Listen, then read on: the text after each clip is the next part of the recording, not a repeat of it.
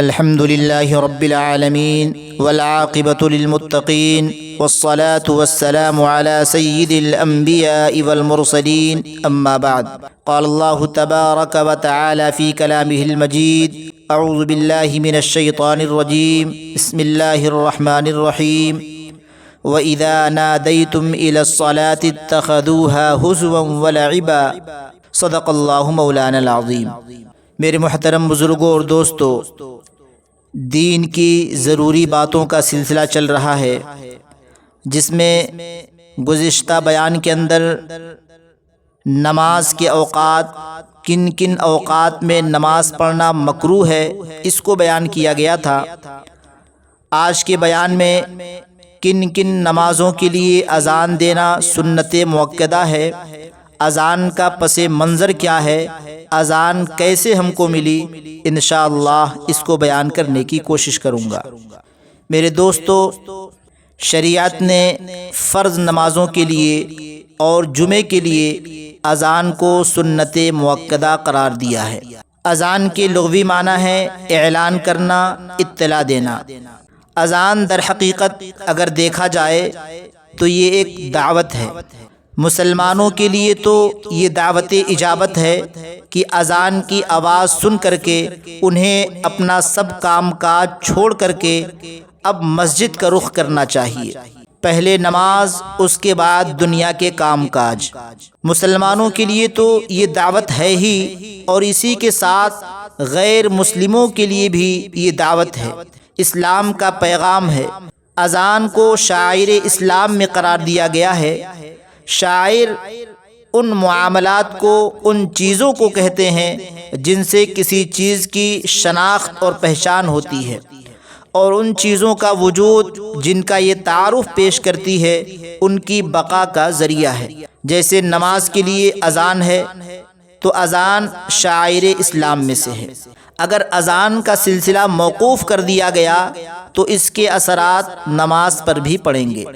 اس لیے اذان مسلم اور غیر مسلم دونوں کے لیے ایک دعوت ہے، ایک پیغام ہے۔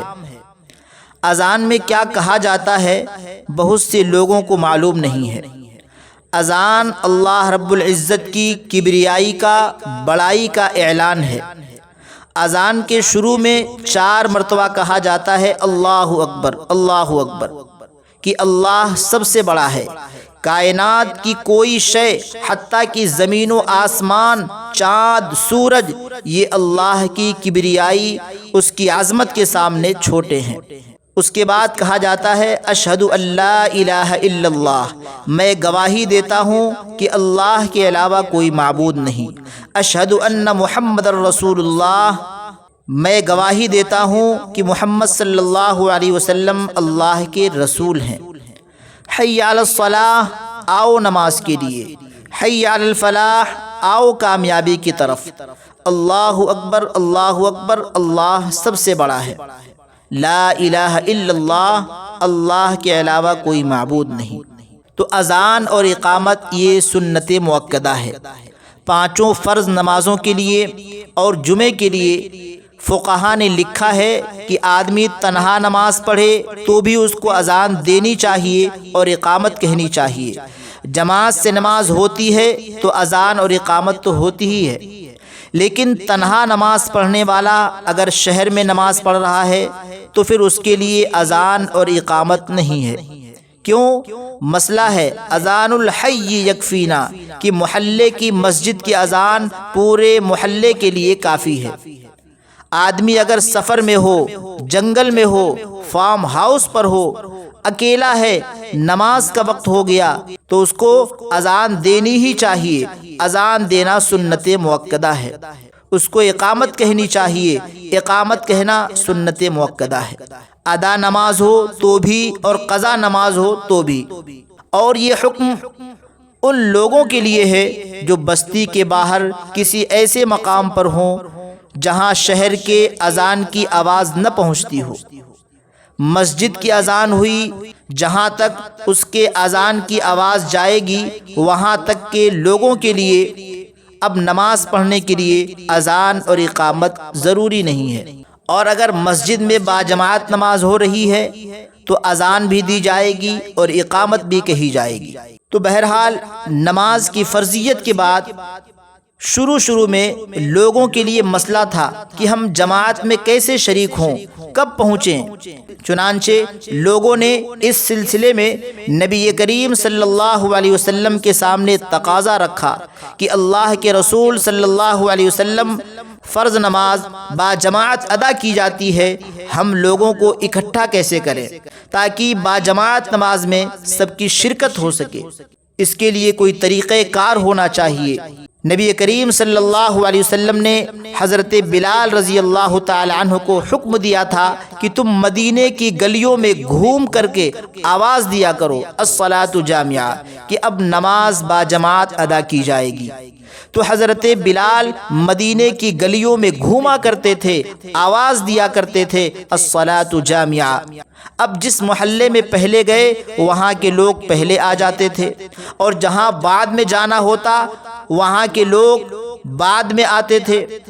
لوگوں کو بیک وقت اکٹھا ہونا مشکل ہوتا تھا، جو پہلے آتے تھے ان کو انتظار کرنا پڑتا تھا، اور ظاہر سی بات ہے انتظار ہوتا ہے۔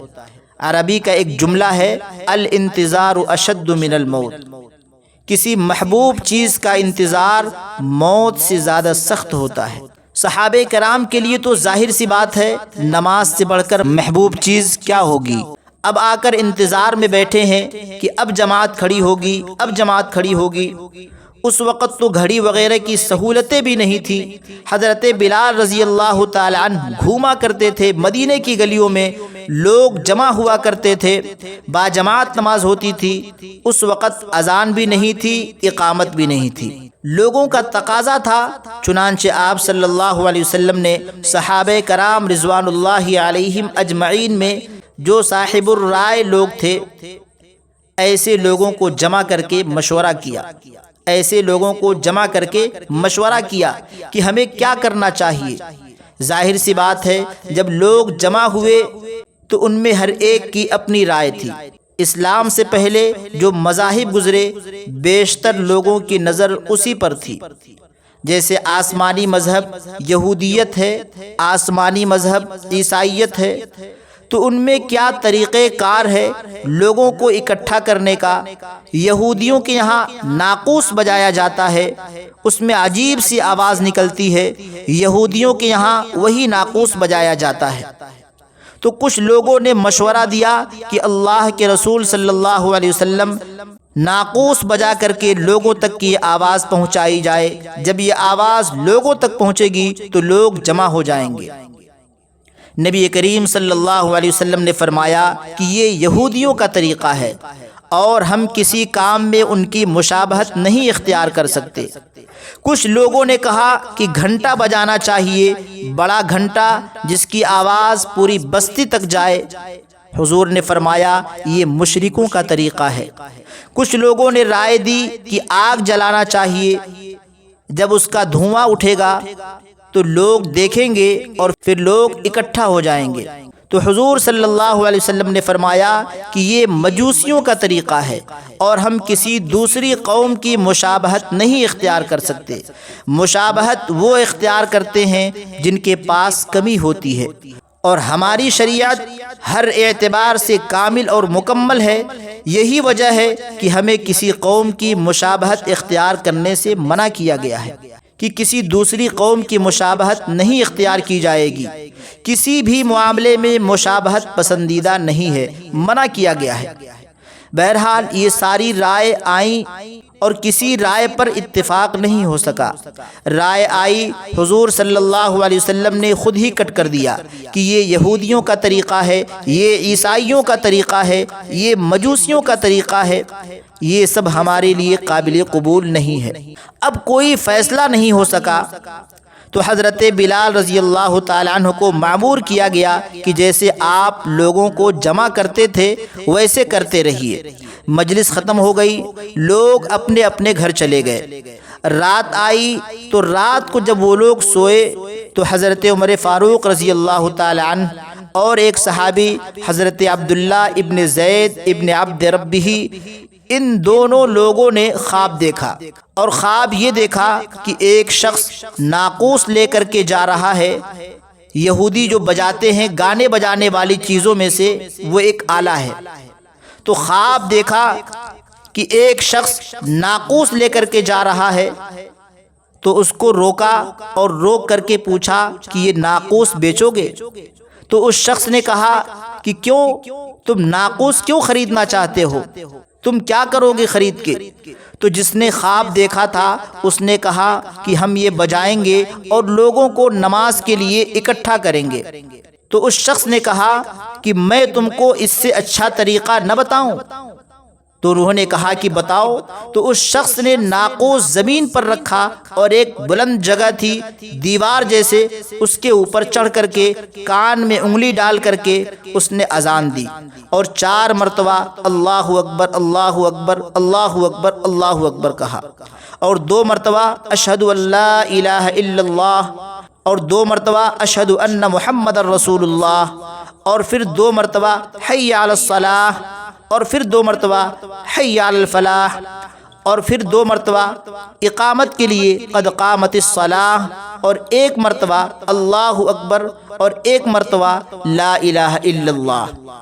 اب وہ تو اہل زبان تھے، عربی ان کی مادری زبان تھی، اور اس طرح جب اذان اس نے عربی کے الفاظ بتائے تو انہوں نے خواب میں سنا، اور پھر جب ان کی آنکھ کھلی تو سیدھے حضور پاک علیہ الصلاۃ والسلام کی خدمت میں پہنچے۔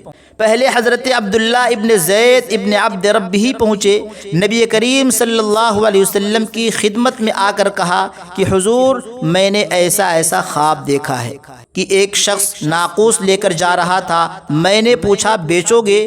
اس نے پوچھا کہ تم کیا کرو گے؟ میں نے کہا کہ ہم لوگوں کو نماز کے لیے بجا کر کے اکٹھا کریں گے۔ تو اس نے کہا میں تم کو اس سے اچھا طریقہ نہ بتاؤں؟ میں نے کہا کہ بتاؤ۔ تو انہوں نے مجھے یہ کلمات بتائے۔ وہ ایک اونچی جگہ چڑھ کر کے کانوں میں انگلی دے کر کے بلند آواز سے اس نے یہ کلمات کہے۔ اللہ کے رسول صلی اللہ علیہ وسلم نے فرمایا کہ وہ اللہ کا فرشتہ تھا جس نے خواب میں تمہیں یہ کلمات سکھائے۔ حضور صلی اللہ علیہ وسلم نے اس کی تائید کی، اور نبی کریم صلی اللہ علیہ وسلم تو اللہ کے نبی اور رسول تھے، اللہ نے آپ کو صاحب شریعت بنایا تھا۔ آپ کی تائید کے بعد اسے شریعت میں سنت مؤکدہ ہونے کی حیثیت حاصل ہوئی۔ اللہ کے رسول صلی اللہ علیہ وسلم نے حضرت بلال کو بلایا اور بلا کر کے کہا کہ یہ جو کلمات تمہیں بتائیں گے یہ کلمات تم بلند آواز سے کہو۔ حضرت بلال رضی اللہ تعالی عنہ کو بلند جگہ پر چڑھایا گیا، اور یہ جو صحابی تھے خواب دیکھنے والے حضرت عبداللہ ابن زید ابن عبد ربہ، انہوں نے یہ کلمات ان کو بتانا شروع کیا اور کہا کہ 4 مرتبہ اللہ اکبر کہنا ہے، اور ایک سانس میں 2 مرتبہ کہنا ہے۔ حضرت بلال رضی اللہ تعالی عنہ کو حضور صلی اللہ علیہ وسلم نے اس لیے معمور کیا تھا کہ حضرت بلال وہ جہیر الصوت تھے، بلند آواز والے تھے، آواز ان کی بہت بلند تھی، اور جنہوں نے خواب دیکھا تھا ان کی آواز اتنی بلند نہیں تھی۔ حضور صلی اللہ علیہ وسلم نے ان کو کہا کہ تم ان کو وہ کلمات بتاؤ، اور یہ ان کلمات کو بلند آواز سے کہیں گے۔ کیوں؟ اس لیے کہ یہ تمہارے مقابلے میں بلند آواز رکھتے ہیں۔ حضرت بلال رضی اللہ تعالی عنہ نے اذان دی، اور جب انہوں نے کہا اللہ اکبر، تو حضرت عمر فاروق رضی اللہ تعالی عنہ بھی آ رہے تھے اپنا خواب حضور صلی اللہ علیہ وسلم کو بتانے کے لیے۔ انہوں نے بھی بعینہ یہی خواب دیکھا تھا۔ وہ لپک کر کے آئے، اذان ہو رہی تھی، اللہ کے رسول صلی اللہ علیہ وسلم کی خدمت میں پہنچے اور کہنے لگے اللہ کے رسول صلی اللہ علیہ وسلم میں نے بھی خواب دیکھا، اور مجھے بھی خواب میں کسی بتانے والے نے پورے کلمات اذان کے بتائے ہیں۔ چنانچہ اذان دی گئی، لوگوں تک آواز پہنچی، لوگ آئے، جماعت سے نماز ہوئی۔ اذان اس طریقے سے ہمیں ملی ہے۔ تو فرض نماز کے لیے اور جمعے کی نماز کے لیے اذان دینا یہ سنت مؤکدہ ہے، اور اذان دے کر کے لوگوں کو اکٹھا کیا جائے گا، اور اذان کے کلمات عربی زبان ہی میں ادا کیے جائیں گے۔ تو یہ تھا اذان کا پس منظر۔ اللہ تبارک و تعالی ہم سب کو دین کی صحیح سمجھ عطا فرمائے۔ وما علینا الا البلاغ۔